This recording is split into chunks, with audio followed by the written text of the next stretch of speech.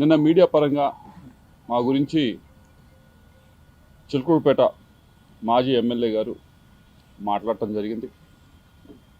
నేనైతే ఆ ప్రెస్ మీట్ని చూడలేకపోయాను. నేను ట్రావెల్ చేస్తూ ఉన్నాను. అయితే మా మీడియా సెల్ వాళ్ళు బ్రీఫ్ చేయడం జరిగింది. 3 ముక్కల్లో చెప్పండి అని అడిగాను. వాళ్ళు నిజంగానే 3 ముక్కల్లో చెప్పారు. మొదటిది ఏదో టెలిఫోన్ డేటా గురించి అని చెప్పి మాట్లాడారు అని చెప్పడం జరిగింది.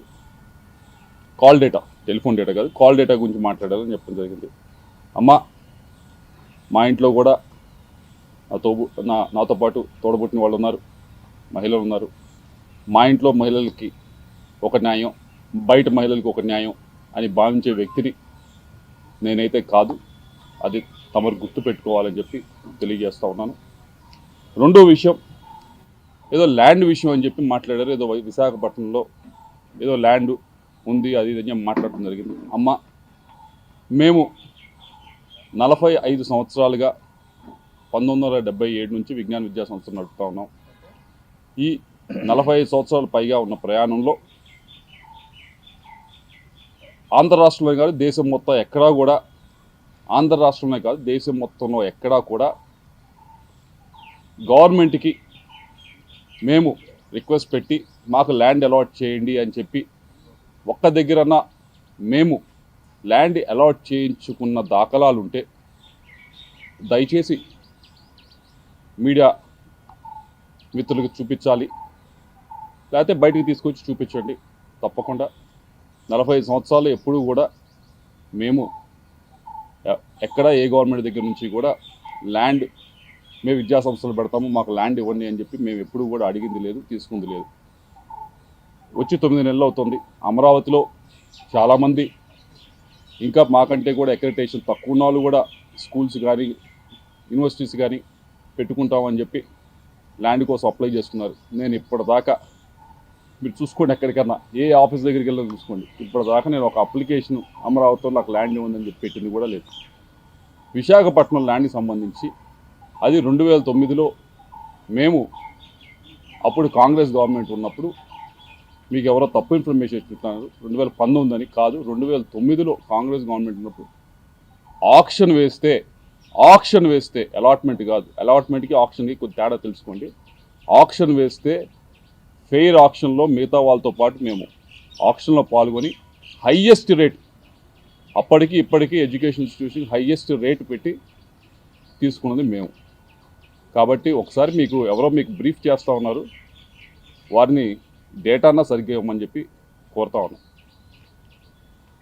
ఇవన్నీ కూడా, ఈ 2 విషయాలు కూడా ఎందుకు మాట్లాడారో, ఎవరు మాట్లాడిచ్చారో నాకు తెలుసు. వారి గురించి కూడా చివరిలో నేను మాట్లాడతాను. అయితే ఈ 2 విషయాలు కూడా, ఒకటి క్యారెక్టర్ అసోసియేషన్ చేసేది ప్రయత్నం మీది, ఏదో డేటా గురించి, ఫోన్ డేటా గురించి ఏదో మాట్లాడి, రెండవది ఈ ల్యాండ్ ఇష్యూ చేసి మన టాపిక్ ఎలాగోలా డైవర్ట్ చేద్దామనే ప్రయత్నం మీరు చేస్తూ ఉన్నారు. కానీ అసలు విషయం గురించి మాట్లాడుకుందాం. మూడో విషయం, 3 ముక్కలు అన్నా కదా, మూడో ముక్క ఇది. మూడో విషయం ఏదైతే ఈ క్రషర్స్ విషయం, ఏ క్రషర్స్ దగ్గర డబ్బులు తీసుకున్నారు అనే దాని మీద మీరు చెప్పారట, నేనేదో కేసు పెట్టించాను, రెడ్ బుక్లో ఉంది, దాన్ని తీసుకొని ఈ కేసులు చేస్తూ ఉన్నారు, ఈ 9 నెలల నుంచే పెట్టారు. అమ్మ, మీరు మరి చూసారో లేదో, నేను మీడియా మిత్రులు కూడా ఇస్తాను, దాని తర్వాత ట్విట్టర్లో కూడా షేర్ చేస్తాను, అందరూ కూడా చదువుకోవచ్చు. ఇది స్టేట్మెంట్ ఎవరిచ్చారంటే పి జాషువా, ఐపీఎస్ ఆఫీసర్. ఈయనకి సర్వీసు 2040 దాకా ఉంది సర్వీసు. ఆయన కెరియర్ ముందు చాలా పెద్ద కెరియర్ ఉంది. అటువంటి వ్యక్తి ఆయన సంతకం పెట్టి ఈ స్టేట్మెంట్ని ఇవ్వటం జరిగింది. ఈ స్టేట్మెంట్లో క్లియర్గా చెప్పడం జరిగింది. ఏమి అంటే, ఈ లక్ష్మీ బాలాజీ స్టోన్ క్రషర్స్, దీనికి ఈ యాజమానికి నాకు ఎటువంటి బంధుత్వం లేదు. ఎటువంటి బిజినెస్ పరంగా ఏమీ లేదు, నాకు ఎటువంటి ఇది లేదు. ఈ బాలాజీ స్టోన్ క్రషర్స్ అనే ఆయన మీదకి ఏం చేశారనేది క్లియర్గా చెప్పుంది. 2021లో ఆగస్టు 24వ తారీఖున ఆగస్టు 2021లో మీ వైపు నుంచి మీరు ఒక కంప్లైంట్ని వీళ్ళ పైన మీరు మూవ్ చేయడం జరిగింది. ఏమని మూవ్ చేశారు? మీ స్వహస్తాలతో మీరే మూవ్ చేశారు, నేను మూవ్ చేసింది కాదు. ఇదేదో 2024 అధికారంలోకి వచ్చిన తర్వాత చేసింది కాదు. ఇది మీరు కంప్లైంట్ పెట్టడం జరిగింది.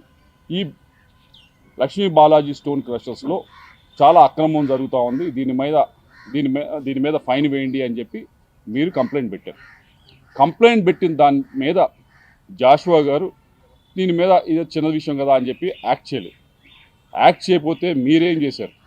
మీరు తిరగని ఆఫీస్ లేదు, ప్రతి ఆఫీస్ దగ్గరికి వెళ్ళారు, ఆయనకి ఫోన్ చేయించారు.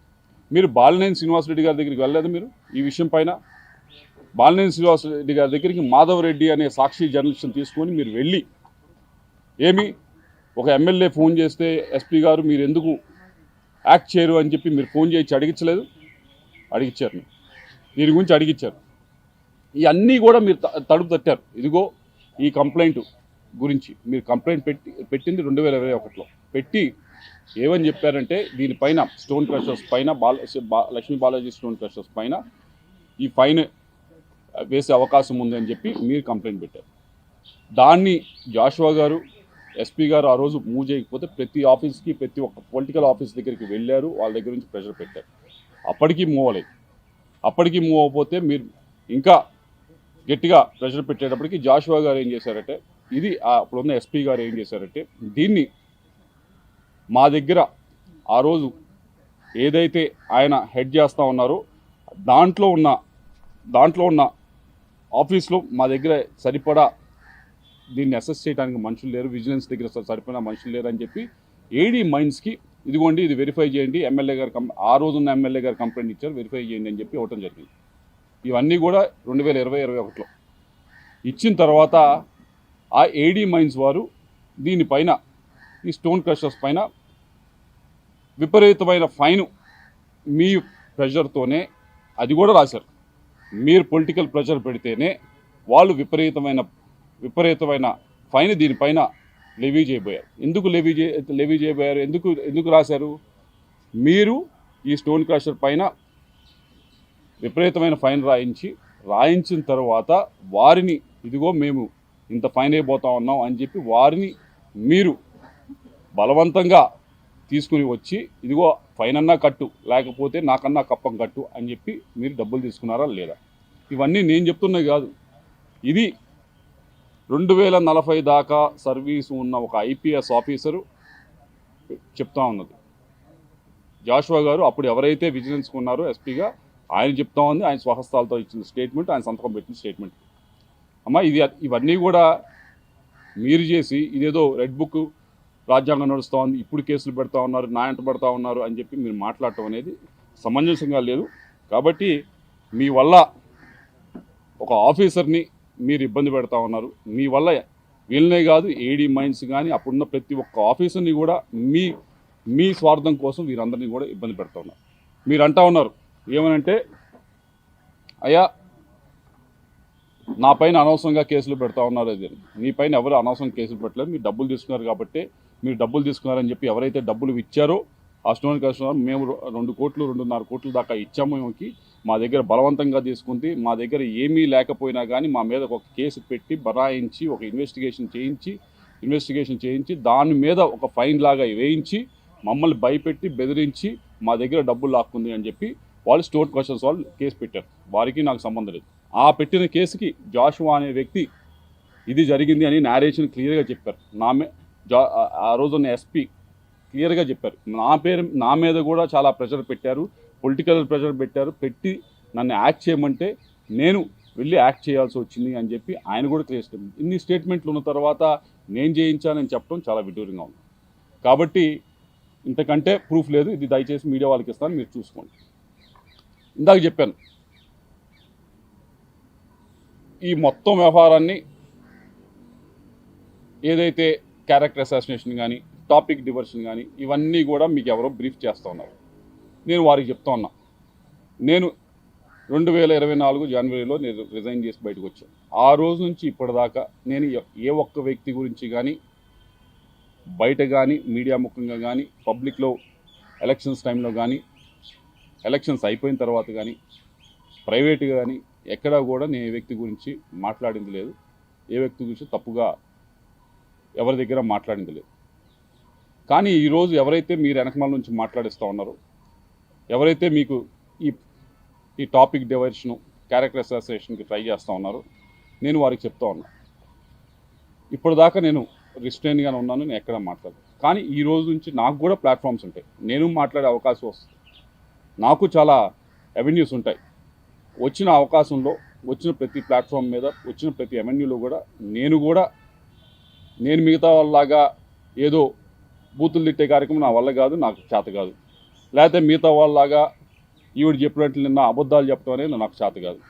నేను నిజమే చెప్తాను, ఏదైతే ఉందో ఆ ఫ్యాక్ట్స్ మొత్తం మేము బయటికి చెప్తాను.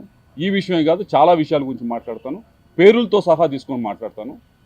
ఇది ఎంత దూరం వెళ్తుందో చూసుకున్నాం.